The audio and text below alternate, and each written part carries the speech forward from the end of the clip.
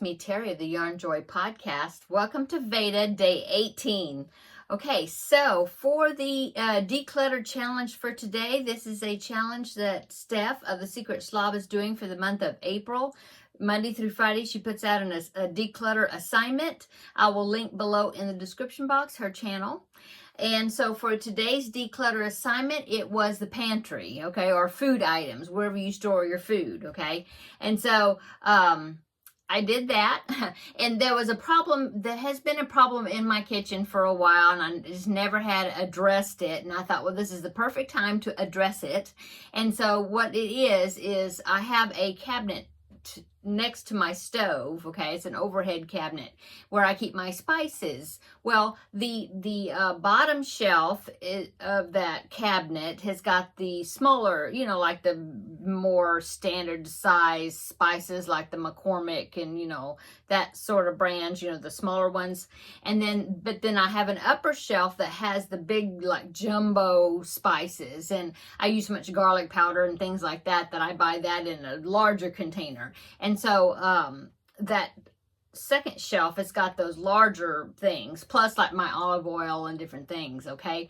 Well, if the items are at the front of that shelf, I can reach them fine.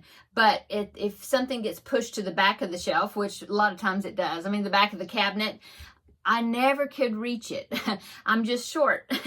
And so I was always having to, you know, really stretch to try to get that item that was at the back of the cabinet. And it seemed like it never failed. It was always something that I needed. It was always at the back of the cabinet.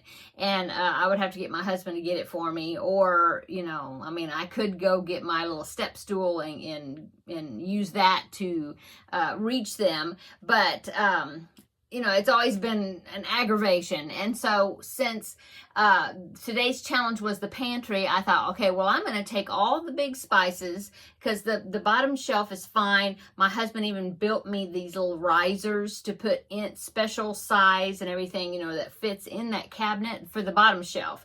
That's working great. It's that second shelf, that middle shelf where I have the big containers that was frustrating me. And so I took all the stuff that was out of that shelf, okay, and then when I was working in the pantry, I went through the things that are in the pantry, and then I took out some items that that I don't normally use all the time. And so I put those items in that cabinet where those big tall spices were.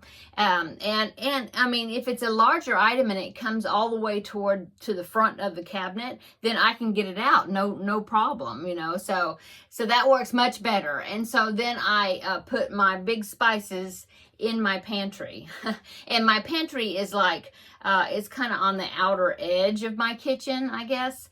And it's not a walk-in. Oh, I wish I had a walk-in pantry, but I don't. It's just like a closet size, you know, it's not very deep. And anyway, I actually don't keep my food in there though. I keep my food in the kitchen, like the canned goods and things. I keep most of that stuff in the kitchen in this little corner Lazy Susan cabinet that I have. When we remodeled our kitchen probably 12 years ago, I specifically requested for that corner because one of my counters makes like an L, makes a turn, you know. And so in that corner of the L, there was this wasted space before. And so I wanted a large Lazy Susan in that corner, okay? So that way all the space would be used because my kitchen is not that large. And kind of a galley type kitchen. And I was wanting to use as much space as possible, you know, use it most efficiently. Okay, so anyway, I went through that Lazy Susan where my canned goods and things are, and that's where also my flour and sugar and, you know, some baking items.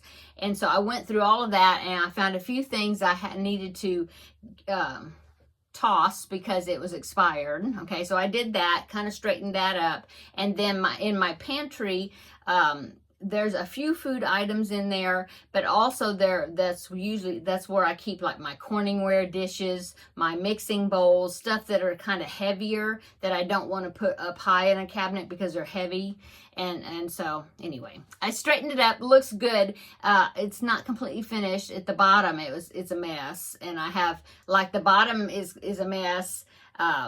Needs to be reorganized, and then the shelf right below the bottom, I mean like the last shelf, that one could stand some more reorganizing as well. But anyway, I made a dent in it. It looks a lot better, and it's going to work much more efficiently with those spices right there. I can get to all of them now, so that's great. So anyway, that was my declutter challenge for today. So on my little bingo sheet for my declutter challenge, the pantry is right there. So see, now I have my first bingo going right down the center. So there you go. I'm so glad that I was able to do that. It looks so much better. Okay, so on to the crafty section of my VEDA video. I did have one person share a updated progress picture of their Lizzie blanket, and so I want to insert that right here. This is Angela, and she posted a new picture saying that she just finished part 3 of the Lizzie blanket, which is the part that we're working on for this week. And so she's already finished part 3, and so she shared a picture, so I wanted to show you or show everybody. She's doing a great job, Angela. You're really zooming in there and getting it done, so that's awesome. Okay, and so I'm going to go ahead and show you my progress on the Lizzie blanket. I am also working in part 3, but I'm not finished with it yet. The kind of schedule I'm doing like 5, because it's a 5-row repeat, so I'm doing 5 rows per day, and then I have like 5 rows per day, and then like Friday I do my SETA collaboration that I'm doing with SETA, my crochet cotton collaboration. Anyway, it's working out good for me. So anyway, I just finished row 75 of my Lizzie blanket. So there you go, look at that. So the total Lizzie blanket is 150 rows, and so now that I've finished 75 of them, that means I am halfway through the project. Not counting the border. So anyway, here I'll pull up here. Bring it up a little closer so you can see the stitches. Let's see. I'm showing it to you backwards again. Sorry. Okay. So here it is, the front post stitches right there. So where I started was that dark brown section right below there, and then I had the front post stitches, that row. Anyway, from here all the way up to the top is the section that I made. I did for today. Okay, so that is the 3rd repeat of the pattern for part 3 of the Lizzie blanket. I have 2 more to do, right? 75, 80, 85, 90, I think. Yeah, anyway, I think so. Anyway, I'm getting there, and I'm still enjoying it. I'm still enjoying the process of it. It's just such a wonderful progress. Wonderful project. Okay, and so I will link below in the description box where you can find the information video for this Lizzie blanket. It is a pattern by Anya of Ophelia Talks, and so anyway, this is a crochet along that she did back in September, and of course I'm late to the party, but I decided to do it during VEDA, and I've had quite a few people that are joining me along and doing it along with me. So it's been really fun seeing other people's pictures and sharing my progress on my blanket with you. Okay, and let's see, that is it as far as the crafty section. Oh, so what have I worked on today? I did my Lizzie portion that I needed to do, but then also I found a pattern or a project to do to use the yarn that I got in the Crocheting with Cotton collab swap that I'm doing with SETA of Seta's Place. So I started the project for that, and on Friday during my VEDA video I will reveal the final project, or when I'm finished with it, and show you what I made with it. Okay. I think it's gonna be cute. I had a hard time trying to figure out, because I don't use cotton that often, and I thought, well, I've already made it. I made a drawstring bag. That was my first project, and then the second project I made a washcloth and like a mug rug, and it's just, I don't know, I don't use cotton that much, and so I was thinking, well, what am I going to make with this one, you know? And but then I found this project, and it's not necessarily where you have to use cotton. You know, you could make the project with other yarn, but I'm using that cotton, so I think it's going to turn out cute. Yeah. So that's what I worked on, and let's see what else. I cooked some salmon, some fish for my husband for dinner already. This is in the evening, so we already ate dinner. And then I had some red potatoes, the little new potatoes that I boiled, and had some corn on the cob. And so it was good. And some avocado. I bought some avocado the other day. I bought 2 avocados, okay? And they were like rocks. I was telling my husband that, man, you could hit somebody and hurt them with these things. So they've been sitting on my counter, and one of them, I noticed, I felt of it today, and it was ripe and ready to be eaten. So between him and I, we ate it. It was a little small one. And then the other one is still like a rock. So that one will be eaten whenever it gets ready. But that's what we had for dinner. And what else? I started working on the Feel Better Friend doll. I started working on the head. I've got, well, I'm doing it where you start with the hair color, and the little boy's hair is, they said to use a dark brown color.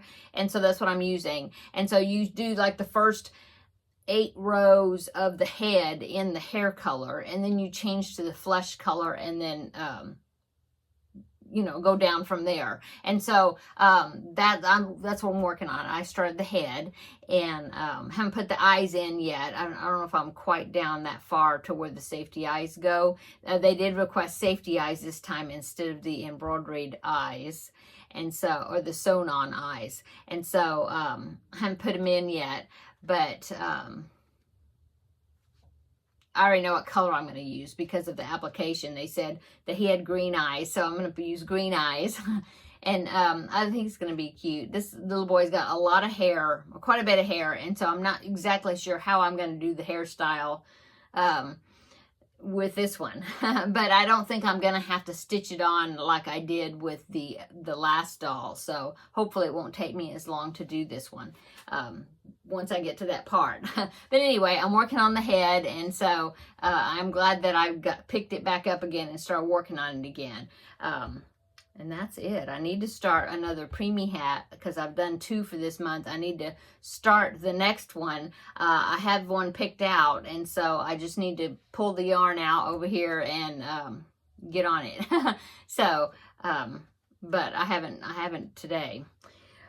I might do that this evening. I might go ahead and pull the yarn out and do a little bit of that. We'll see. Okay, and so I guess that's it for VEDA for today. Today's Monday. I stayed here today. We had a big day yesterday, full day. It was Easter, and so we went to church, and then we had the kids over, you know, for Easter. And so today I stayed here, didn't go anywhere, and I just worked on some housework, and then I did that big declutter in my pantry and cabinets, and then that's it, besides crocheting. Oh no, I did do a little fabric cutting. See, I still have my cutter out right now. I'm working on the beginnings of some more tote bags, and so I was trimming some of the strips that I needed. So I did get that done today. A little, you know, or at least worked on it.